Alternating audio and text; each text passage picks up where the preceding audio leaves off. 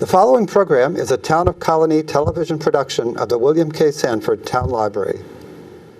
It goes all my life's a circle, sunrise and sundown.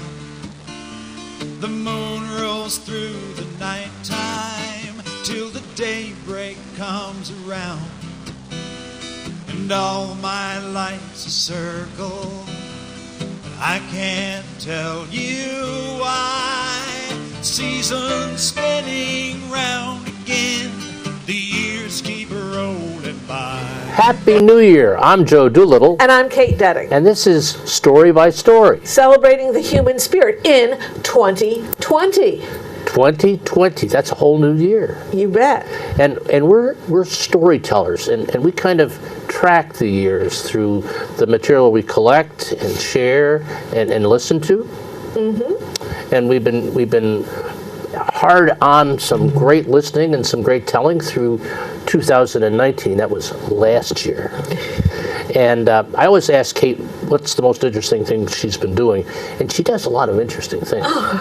Well, I got to tell a story at the Telebration at Proctor's in Schenectady and at the Telebration in the greater Salem area. This year it was in Cambridge at the Battenkill, lovely bookstore, Battenkill Books in downtown Cambridge.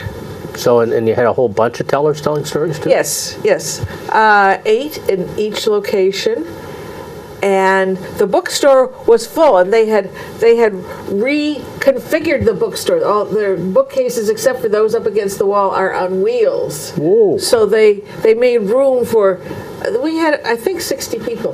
Really? Yes, in between the stacks. There was a group, and then there were some stacks, and there was. What a great place to listen and tell stories. That'd be cool. Luckily, I was looking. The tellers were in front of the magazine rack, which wasn't that interesting, But if they were in front of some new books, I'd go, "Oh, I've heard about that." No, listen. Well, that sounds. And now that Telebration is actually a benefit, isn't it? Doesn't that benefit Story Circle? Well, the one in Proctor's does. The one is Proctor's. That we have always used the profits from our Telebration to underwrite storytelling events in the Capital Region. And this was our 24th Telebration, and we've underwritten over 100 storytelling events over the years. So if you're out there and think, well, I really would like to have a storytelling program in my library or in my community group, if you can pull together a sponsorship that's going to give the idea a little visibility, they could apply, right? Sure. Sure, okay. Yeah. Yes, that would broaden the community outreach.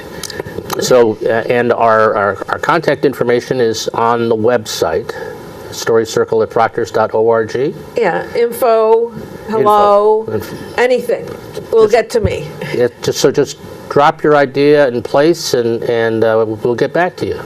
So that's not a commercial message. That's kind of a Giving Day message if this was Giving Day, but. Which it actually is, because we always have to tape before the actual. So this is actually December 3rd. Yes, it is December 3rd. December 3rd. Giving Tuesday. We just gave that away. Oh dear. Although. What about you, Joe? Well, I'm working on a program that I'm going to do at church 2 weeks from now, and I haven't told the story in a long time. It's the story of General Jimmy Doolittle, the flyer from World War II who led the raid on Tokyo by taking bombers off of an aircraft carrier. And he's a relative, distant relative, but he's a fascinating person because his nickname, or the way people described him, was he was the master of the calculated risk. And throughout his career, as a student, as a flyer, as an executive, he demonstrated that ability to measure the risk rewards of things and to protect the people he worked with from harm, even in dangerous situations. So that's going to be the story I'm going to be telling this last month. Stay tuned. That you've already told. Well, I haven't told it in 3 or 4 years, but No, I mean, Yeah. by the time these people are that's- with us, that's- it'll be past. But maybe you can catch up on that story. Oh, will you be sharing it for UCall? Which you'll hear about later. you know, I am going to do it as in a shortened form in UCall. Yes. That's at Union College and coming up in the coming attractions. But now we have a coming attraction. Right here in the studio. Right here- with us. right here in the Just studio. outside of camera range. Right, we have She's been a very quiet. wonderful storytelling friend. Margaret French is with us. Yes, from Saratoga Springs. Welcome, Margaret. Oh, hello. So It's nice to be here. it's so nice to have you here in kind of the start of winter. Yes. Although you're ready for the end of winter, Margaret. Next time, bring me in the start of summer. Start of summer, yes. Well, we'll hold that thought of Prince Edward Island that we were talking about in the warm-up. That's the place. That's the place.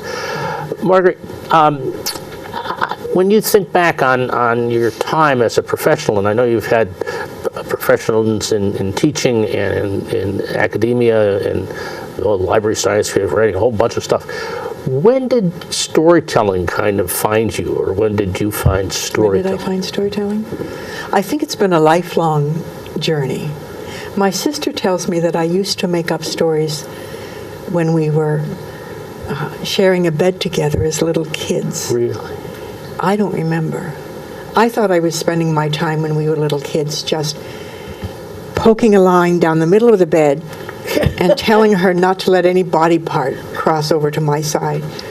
But she remembers me in kinder terms than that. I told stories to my kids. I told stories to my grandkids. I remember, but years ago when I was still working, I used to see advertisements for Story Circle when it met in the Scotia Library. The Scotia Library. Right. And I thought, well, you know, that looks like fun. And I didn't quite have the courage to go there. But then when I moved to Saratoga and I saw that Janine Laverty was giving storytelling workshops in the library, I thought, you know, that's something I really would like to do. So I took her class and I was hooked. So I've been telling stories every year. She's still, and teaching storytelling. Yeah, that has been, I think I like that every bit as much as I like telling stories. You know, I give a lot of workshops in writing for the Lifelong Learning Group in Saratoga, but I've started giving a lot of storytelling workshops too, especially in the Crandall Library in Glens Falls at the Folk Life Center.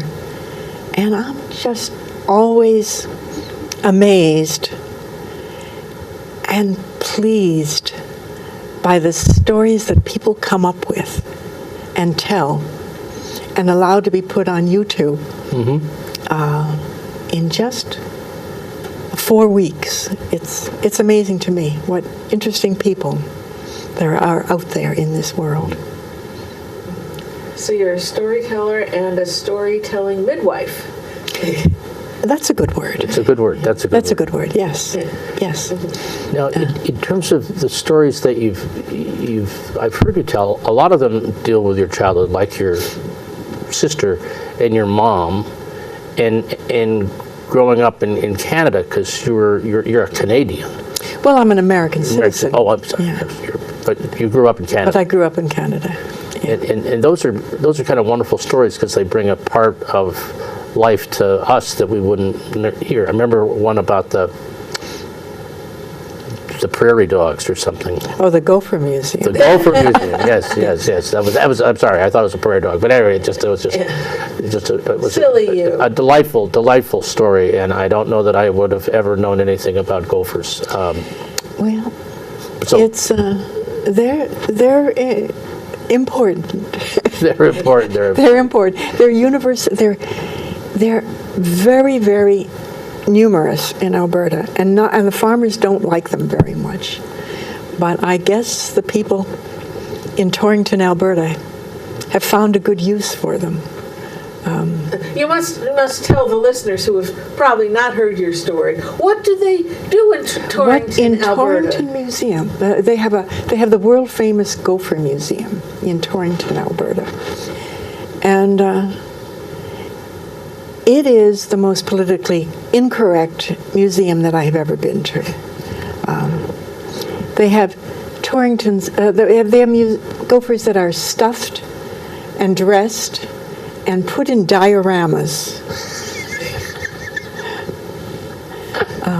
So, dioramas, Such as gopher musicians, gopher cowboys and Indians, gophers dressed as mayors and hippies and beauticians and congregations and pastors.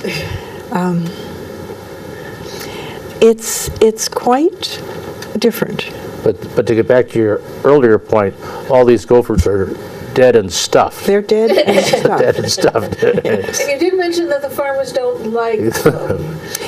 The farmers don't like them at all. The only good gopher is a dead gopher? Or in and the we'll museum. stuff them and put them in the museum. Yeah, right. There we go. Yeah. And people go to this museum. This is what amazes Well, you me. went to the museum. Of course. I mean, I love It was a Hokie destination. roadside It wasn't- attractions. You were already in the town. No, we went there. We went on an overnight trip to see the Gopher Museum with my mother and my sister-in-law. But people do. There was a person from Eastern Europe who signed the guest book. Can you imagine? They go to Alberta, where there are the Rocky Mountains and Banff and Lake Louise and Jasper and the Calgary Stampede, and they go to the Gopher Museum, and they write in the guest book, I think it's just terrible what they do to those poor little rats. And my mother gets upset. There are no rats in Alberta, and she says, you'd think a body would know the difference between a rat and a gopher. There you go. There you go. There you go. Well, like I said, that your Canadian youth has spawned many stories that have been wonderful, and I remembered them. I should note that I did remember. That's not happening all the time. But do you have another story that you'd like to tell us? I think I do. Oh, good. Oh, good. I'd like to tell another story about my mother. Oh, great. It's amazing to me that my mother has become such an important part in my storytelling repertoire, but so be it.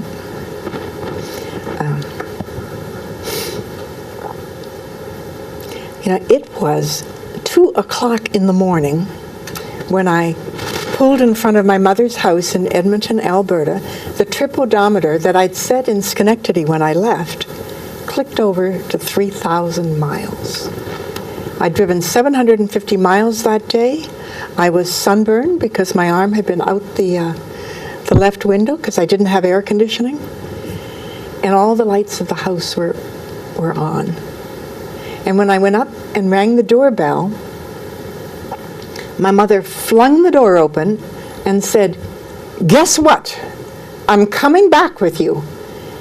And I said, "No."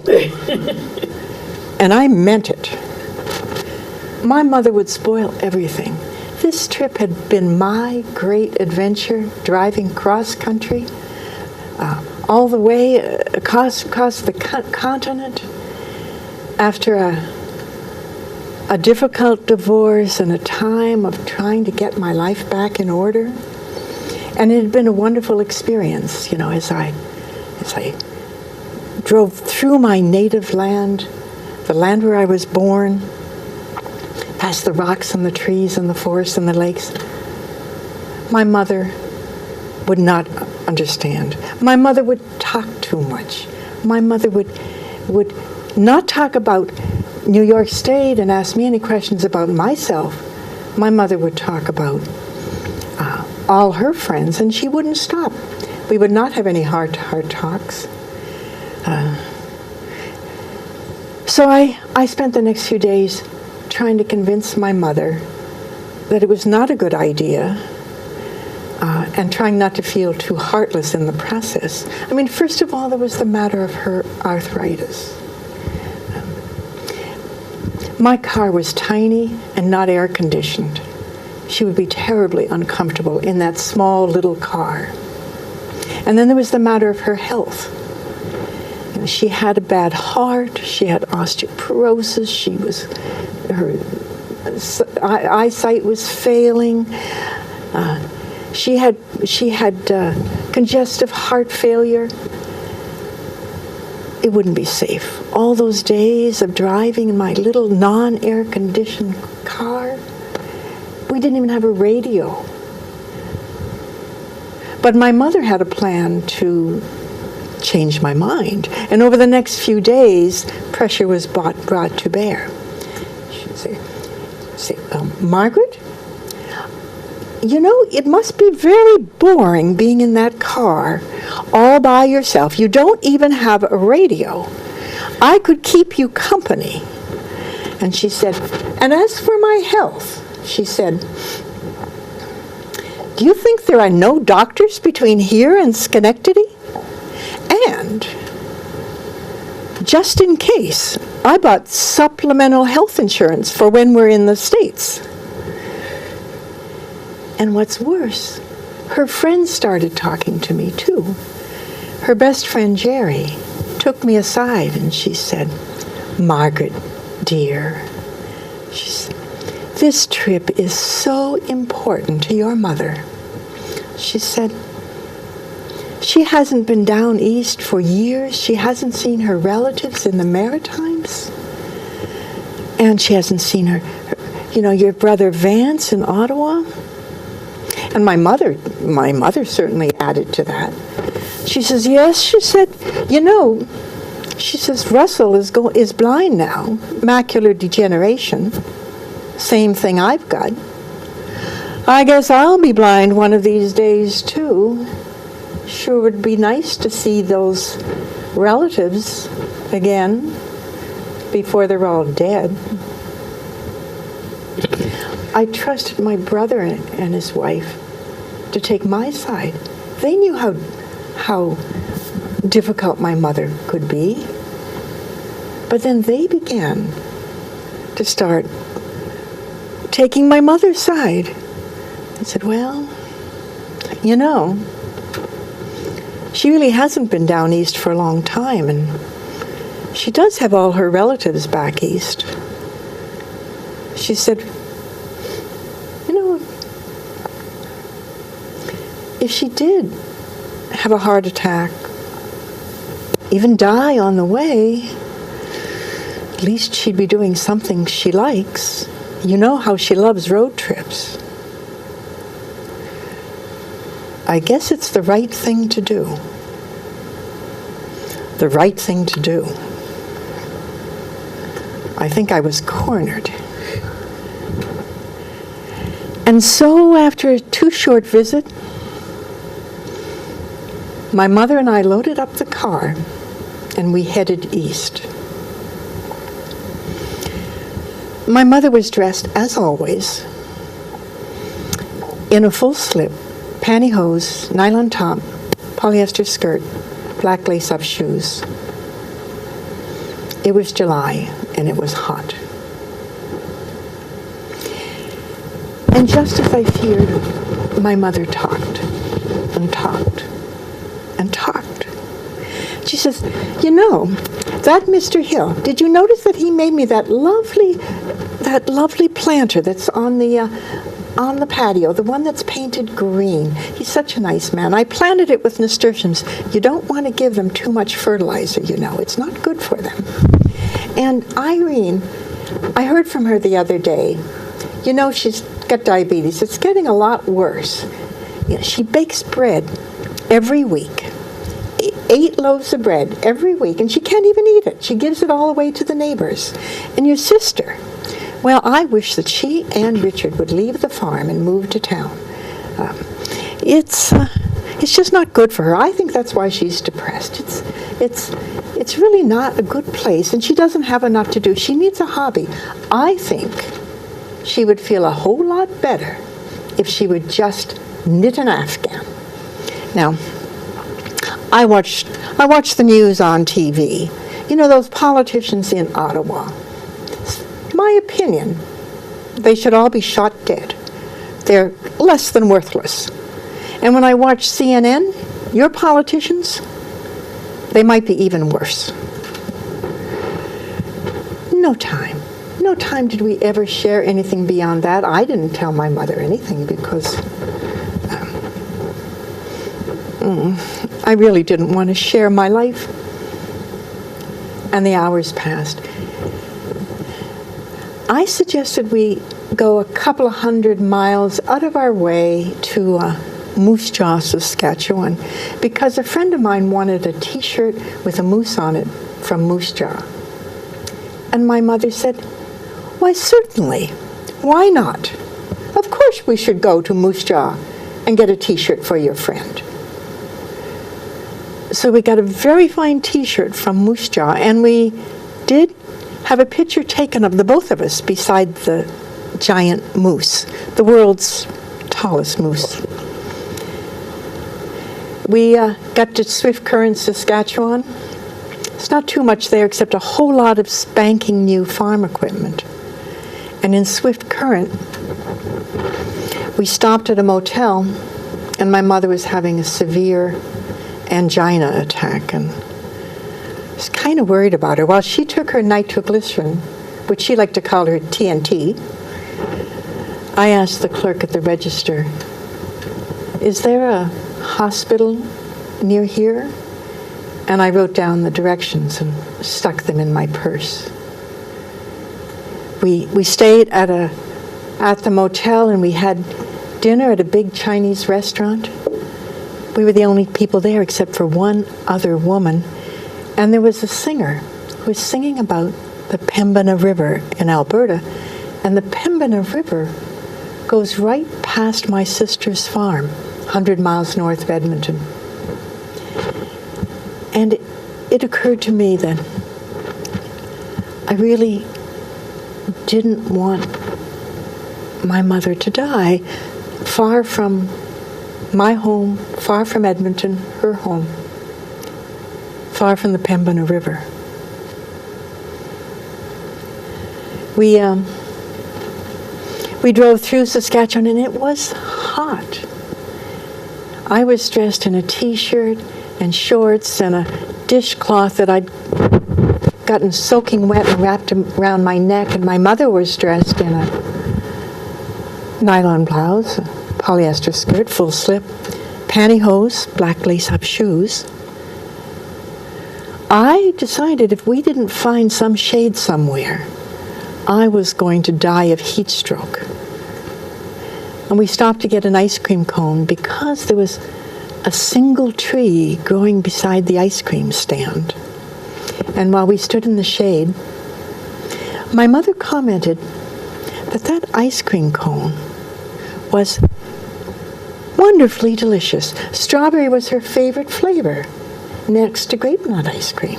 But you could only get grape nut ice cream in New Brunswick. But since she was going to be in New Brunswick, she'd be able to get some grape nut ice cream. And that would be perfectly wonderful. We got as far as the Canadian Shield, that land north of the Great Lakes. And it was all trees and lakes and rocks. And we hadn't seen a soul for a long, long time. And when we came to some very rustic cabins along the way, I decided if we didn't stop there, we might be spending the night in the car.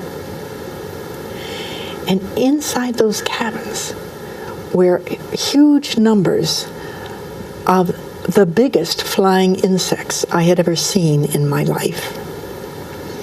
And I got a can of hairspray, and I was leaping from bed to bed, spraying the bugs with the hairspray, gumming up their wings so they couldn't fly, and removing their bodies from the room.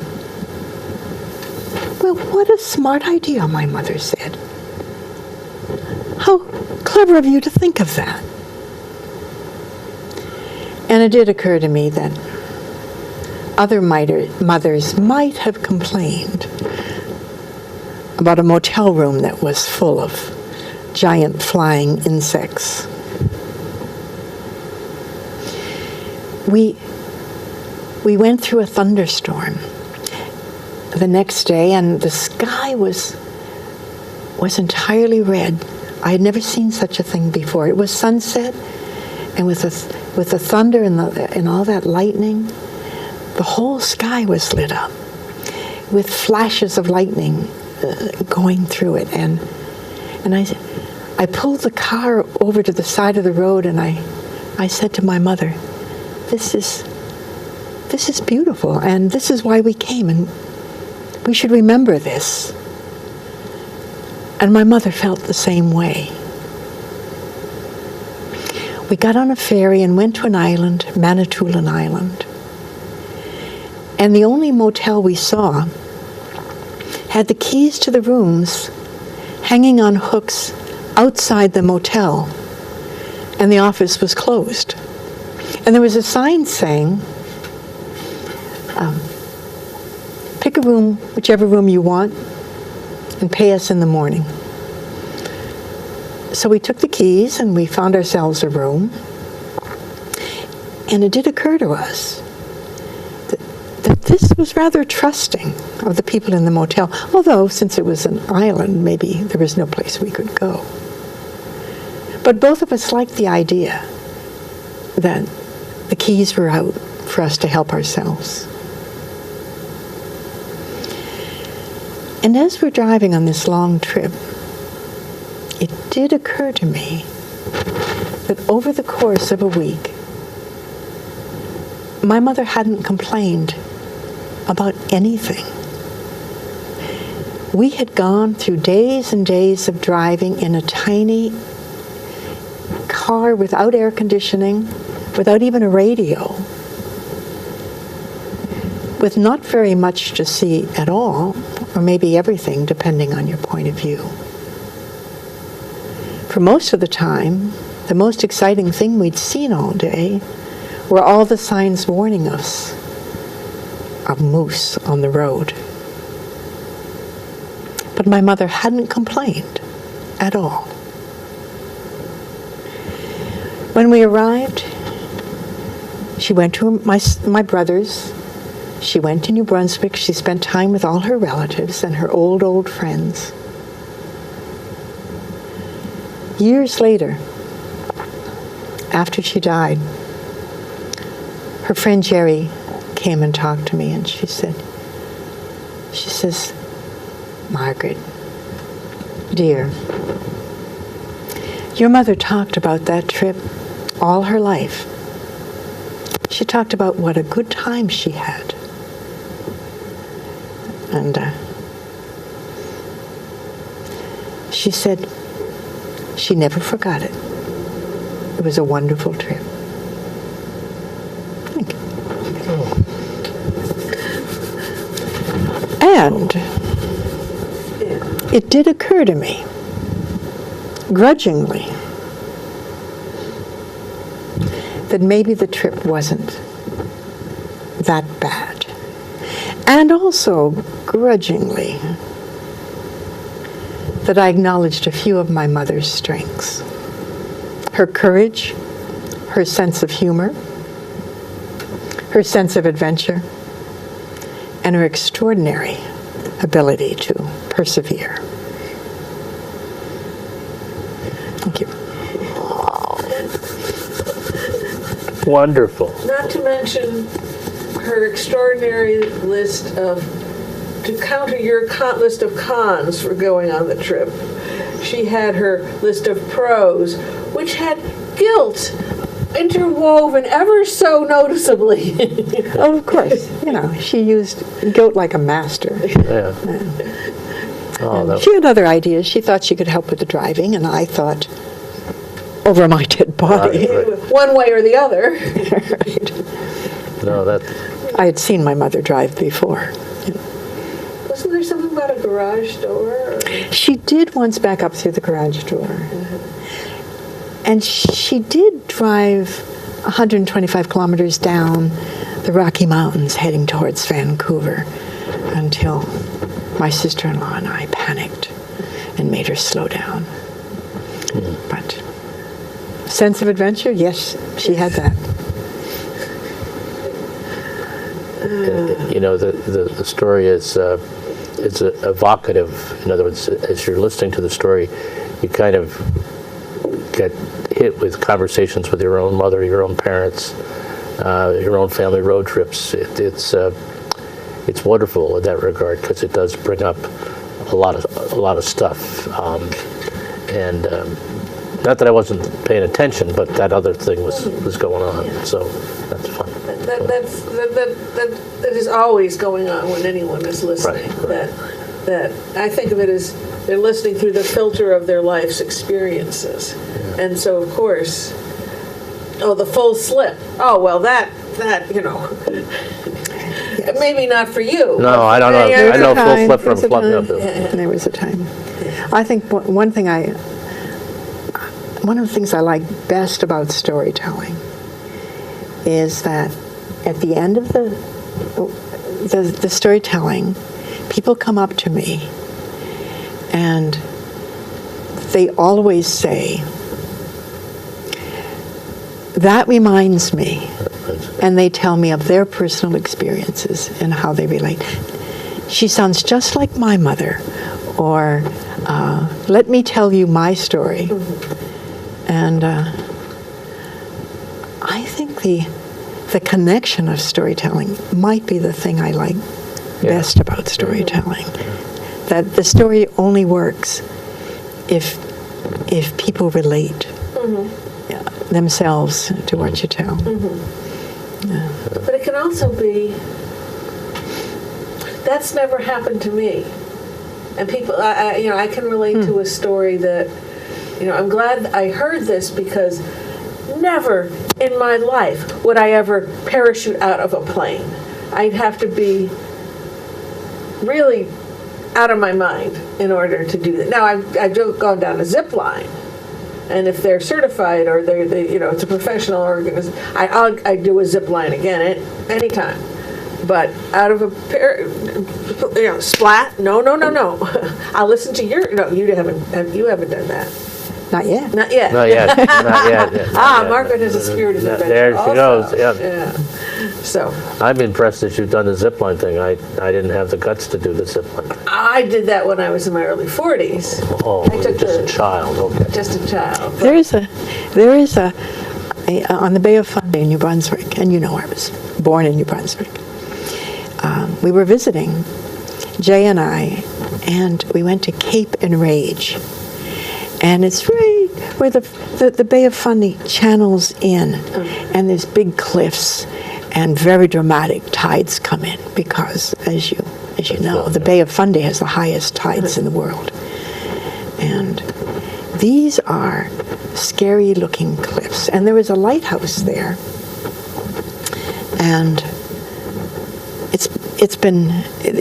Now they have an automatic system, and they don't have a lighthouse keeper anymore. And the lighthouse keeper's house has been changed into a tiny B&B. I had thought of staying there, but it was foggy that day, and every 30 seconds the fog. And I thought that might make for a bad night's sleep. But a high school teacher decided she was going to save the lighthouse, so high school students restored things, and they set up a zip line that goes across these cliffs. Ooh. And it was in the early days, from one cliff to another.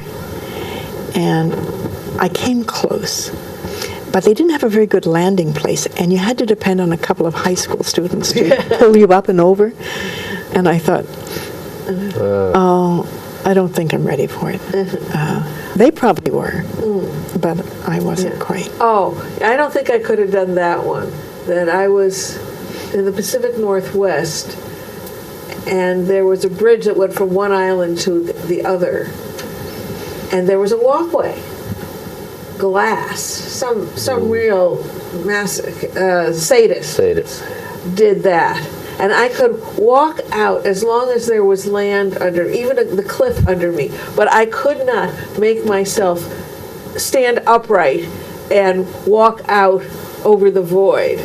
Maybe I could have crawled out there, but I was a little too embarrassed to get down on my hands and knees in front of other people who were just walking by like it was nothing. And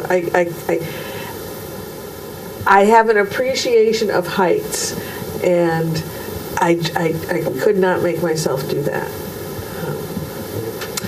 But anyways, we have to go on to coming attractions. Let's do our coming attractions. Yes. So we want to make sure that if you want to come to a live storytelling event, you know where to go. First Monday, Tales and Stuff, January 6th. Tell us about that, Joe. Well, it's an open mic for spoken word and music, anything people want to do for 10 minutes. We have a feature, and this month we have 2 features. One of my best friends and storytellers, Kent Bushman, and David Walsh, who's a poet. And the theme for the evening is Stories from the Heart of the Matter. And they're both wonderfully rich observers of the world. Kent runs our church camp up in the Adirondacks and Speculator. David's a retired techie from the state of New York, but he has collected poems over his life, and they are wonderful, wonderful poems of growing up in rural New York and baseball and his family. And it'd be wonderful echoes that night. Mm-hmm. And that's at the First Reformed Church in Schenectady. In the Stockade? Yes. Okay. Then there's the Winter Storyteller Series for 2020. Every Wednesday in January and February at noon at Empire State College at 2 Union Avenue. They have this really nifty octagonal-shaped room that overlooks Congress Park. There will be storytellers, and oh my goodness, January 8th, it'll be Joe Doolittle, stories that echo from valleys and peaks. Mm-hmm. And then on the 15th, it'll be myself, acts of kindness. And on the 22nd, it'll be Margaret French, mostly good and drive me crazy, stories about my family, which, this particular story that you just shared might be told there. Might be. Drive me crazy. But many stories about my mother yes. Drive me crazy. Yes. Even after she died, she continued to drive me crazy. I don't know about that. Exploding cans of this and that. Oh, yes. Well, she was still alive at the time. Okay. Yes. Sorry. And then... exploding pumpkin. Yes. Yes. Keeping canned goods forever, not a good idea. And then Betty Cassidy, who's also been on the show, will be telling stories of magic moments on January 29th. And then this continues into February. So, And they do have free. a policy. Yes, it's free. It's fun. It's always well attended. And if it snows, and it has been known to snow in January or February, if it's a snow day in the school, or even a delay, it's postponed for that week. Yeah, the last Wednesday in February is the makeup day for any such cancellation. But postponement. It's not the cancellation, postponement. Then on Sunday, January 12th, we're back at Proctor's in Schenectady, Stories of Kindness, with Claire Beadlestone, Joe, myself, Margaret, Claire Nolan, Nancy Marie Payne, Sandy Schumann, and Beverly Schwartz. 2 o'clock in the underground. The area underneath the box office. There are stairs there. Maybe you've been there when the Green Market's been down there. Modest fee, $12. Come and bring all your friends. And there's an elevator. There's an elevator also, and refreshments at intermission courtesy of Siri Allison. Then the Interfaith Story Circle and Children at the Well will be holding a benefit performance, Winter Lights, that same day, but you can go to both. A double header. A double header, wow. Yeah. And that's at 6 o'clock, again in Schenectady at Congregation Gates of Heaven, and that includes a vegetarian dinner. So you can see more information by going to withourvoice.org. You can buy tickets online. One of those nifty ticket places. And that is a wonderful bringing together, a gathering of people who represent different faith communities and wonderful spirits. And there'll be kids telling, and there'll be adults telling, and it'll be fun. Yes, very heartwarming, and it will support Children at the Well. If you don't know, for over 10 years, groups of teenagers have been brought together to tell stories from their own faith traditions or from their own cultural traditions. It's not a religious 101 sampler of all. No, they're learning storytelling, and they're learning about each other. And as Gert Johnson, who created the Interfaith Story Circle, her premise at the beginning when she created it was, when people of faith hear each other's stories, they will find how much they have in common. And that has certainly been true. That certainly is true. I think it's true of anyone, actually. If you really listen, you'll go. Anyways, I digress. Okay, not going there. There's a Front Parlor series that happens in 2 locations at 2 different times of the month. The second Tuesday of the month, which is January 14th this month, it will be at Little Peck's, a new location for the Troy branch of Front Parlor series. And then the third Wednesday of the month, January 15th, it will be at the Old English Pub in Quackenbush Square, just east of the Palace Theater. Right, just east downhill. Yeah, I have to go. Okay, the Hudson goes down. Okay. Then on Tuesday, January 25th, Joe and I will be together again at UCall, Union College's Adult Lifelong Learning group. Stories of people who made a difference. There, you have to pay to go to that, and you can find out the registration information at the www.union.edu/ucall/courses. Then that night, another doubleheader day, will be right here at the Colonie Town Library for our monthly meeting of Story Circle, the Capital District, a guild where people who love stories get together to share works in progress. And it can go from just kind of a little seed of an idea you have and you don't know how to progress, or it can be a story like you mentioned, the Jimmy Doolittle story that you've told a while ago, but you need to bring it back to life. And it's a great place to just come and plug into the storytelling community and listen, and like Margaret described, see if you fit, and hopefully you'll fit. Mm-hmm. So come on out. Mm-hmm. And then to end off the month on January 28th, that's the 4th Tuesday of the month, that's when the storytelling open mic is up at Cafe Lena. Margaret is one of the organizers of that.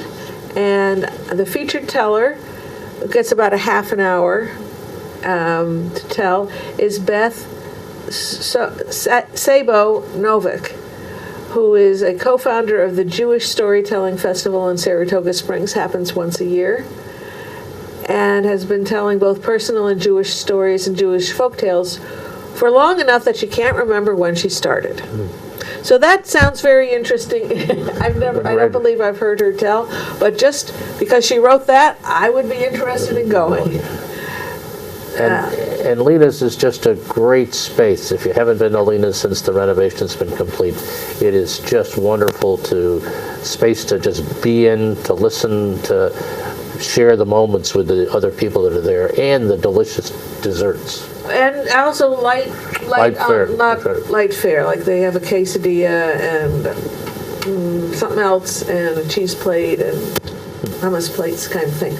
Doors open at 6:30. You can sign up to tell a 10-minute story, and it runs 7 to 9. Modest fee, $5. Students free. Students of life, not so much. $5, yeah. $5. And it's, it's made a difference. Not only is it wonderfully attractive now, but it's made such a huge difference that they have an elevator. Yeah. I think lots of people who didn't go before, but we're attracting many more students Yeah. now Right. too than we used to. And initially, when it started, 8 years ago, something? Oh, I don't know. I It don't feels know. like I've been doing it forever. Forever. Yeah. It was the storytellers And their spouses. dearest friends that could drag there. And now the place is It's pretty like, full. Yeah. Right, and we don't know who they are. It's Yeah, really they show. wonderful. And I find I love the fact that there's the students from Skidmore, and I wish they'd tell. Sometimes they do. Yeah. Sometimes they do. I've not been there when they've told, but whatever.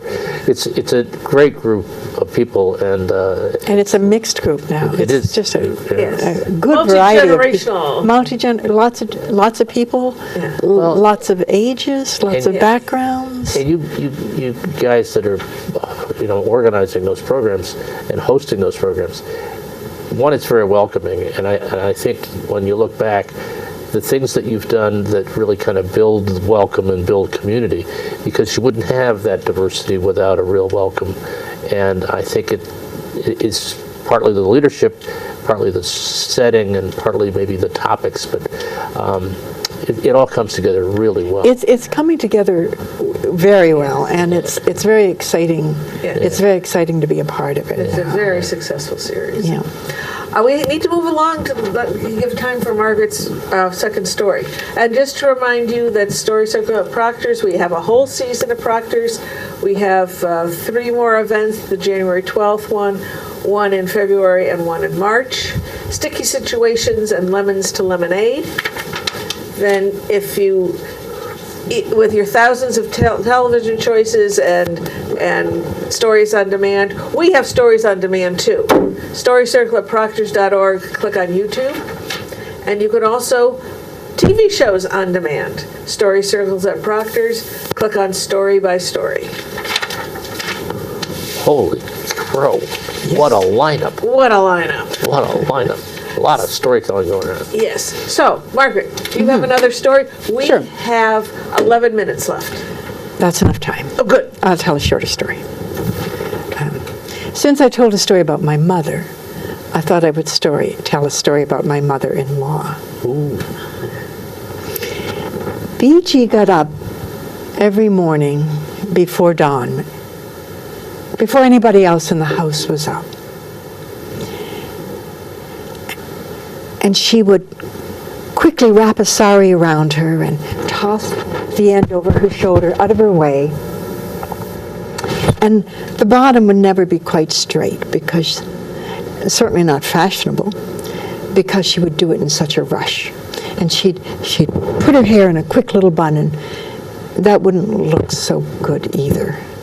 She'd go to the kitchen, and the kitchen was like an 8 by 8 foot windowless cubbyhole of a room, and she would make tea. Tea that was hot and with lots of sugar and lots of cream, because everybody in the house liked to have tea before they had their morning bath. And nobody was going to have breakfast until they'd had their morning bath. And there were 11 people in the house. And all she had were 2 little burners. She had a little gas burner, and she had a little charcoal burner, and they were only this high, and they sat on the floor, and she had a little stool not taller than this, and she sat on that little stool and made them all tea. And then she made breakfast, and breakfast was not small. Breakfast was omelet and toast and orange juice and tea and pratas, which are kind of a flatbread. She'd make the dough, and she'd have to roll it out one at a time, and people would have a couple. And after everybody had eaten all this food, she'd start preparing for fruit in the morning. Her husband would say, "Fruit in the morning is golden. fruit in the afternoon is silver and fruit in the evening is brass. And she'd agree, but she'd be the one cutting up all that fruit. And after the fruit, it was time to begin lunch, and lunch was big. Lunch would be chapatis, another kind of Indian flatbread, and yogurt, and lentils, and vegetables, and pickles. And she would cook everything sitting on that little stool close to the floor in this tiny room without windows and no refrigerator and no proper stove and no cupboards, just shelves with a few utensils and the food she was going to cook that day. She had a little masala daba, which is a box with compartments where she kept her spices. And then after that, people would take a little rest, and she would rest a bit after lunch. Or maybe she'd be making Indian pickles, slicing up lemons and putting them salting them and putting them in the sun. And after that, she'd start making afternoon tea with sweets and salty things, and maybe her friends would come to visit, and maybe her daughters and daughters-in-law would be in the kitchen with her, and they would be talking and laughing, and she had a big, hearty laugh. And then after tea, it was time to start cooking dinner, and dinner was bigger than lunch, with several vegetables and more yogurt and pickles and maybe a meat curry and more chapatis and some rice. And after dinner, before people went to bed, they liked to have hot milk with lots of sugar, which of course she would heat up for them. And I know all this because B.G. was my mother-in-law. And I got married when I was 21. And a few months later, my husband and I went to India to visit his family. Now, before we left, I got a letter from my father-in-law which suggested that I should emulate his wife, who was a paragon of Indian womanly virtues. In particular, she was perfectly submissive, which is not up there on my list of qualities I was trying to emulate. So I was pretty nervous going to the other side of the world to visit these in-laws, and my mother-in-law didn't speak English, and would they like me? And maybe my mother-in-law would be affected by all the Indian movies she had seen, because not many Indians had come to the West in that time, in the mid-60s. And what they knew about Western women, they mostly got from Western movies, and they tended to believe that Western women smoked too much and drank too much and were like promiscuous. So I was nervous. But think about how much more nervous my mother-in-law must have been, because she sent her son off to Canada to get his PhD, hoping that he'd come home again. But instead he decided to settle in the West, and he'd married a Canadian girl who didn't even speak her language. And they would have children, and her grandchildren would live on the other side of the world. That first night when I was in Chandigarh in Punjab, where they lived, I came to dinner, and the table was all set with all kinds of wonderful dishes that smelled wonderful. My mother-in-law had made a special dish just for me. Now, she had heard that Canadians don't like spicy food very much. And that is true. At least it was true in 1965. And she had heard that Canadians had a special fondness for potatoes. And that is also true, especially in 1965. So she had made a special dish for me. One large, peeled, cooked, unseasoned, cold potato that sat in front of me while I smelled all those delicious other dishes. But I did have the good sense to know that this was the gift of a generous heart, a person who wanted me to be comfortable. So I ate the potato, and then I ate as much as I could of everything else. And fortunately for me, she got the idea, and that was the last time she served me a potato. Weeks went by, and it was soon time for me to go home. And before we left, my sister-in-law Shashi came to me and said, "Babiji, my in-laws never called me Margaret. They always called me Babiji," which means respected older brother's wife. She says, "Babiji, Biji wants you to come to the kitchen. We have a custom in India that when a girl visits her in-laws' family, she isn't asked to do anything for the first 30 days. So she can relax, become comfortable, get to know the family. And then after 30 days, she's asked to make a dessert. And then after that, she's like a full-fledged member of the family. Biji wants you to make dessert."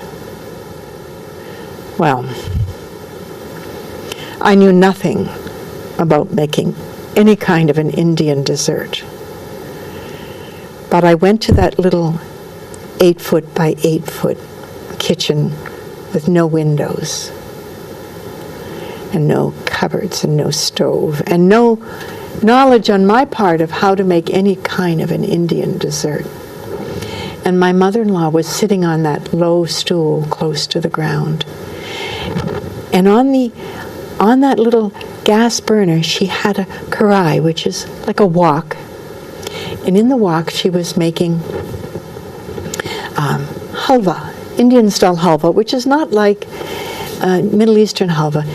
Indian halva is like a thick pudding made of cream of wheat and lots of butter and lots of sugar and cardamom and nuts and raisins. It's very good. And she gave me the spoon and she motioned for me to stir, and I stirred once, and ta-da, I was done. I had made dessert. And my mother-in-law, Biji, she hugged me and she cried. And she said something that I didn't understand, and she ran to her bedroom and she came out with a box wrapped. And when I unwrapped it, inside there was a rose pink sari to celebrate the special moment when I had made dessert. And I kept it for many, many years. And I passed it on to an Indian relative. And I treasured it always, because I did realize that a woman who cooks with a loving heart can cross a whole sea of cultural differences. She was a good woman, and I always cared deeply about her. Thank you. Okay. Thank you, Margaret. And now we have to go. Have a great January. Happy New Year. It goes all my life's a circle, sunrise and sundown. The moon rolls through the nighttime till the daybreak comes around. And all my life's a circle, I can't tell you why. Seasons spin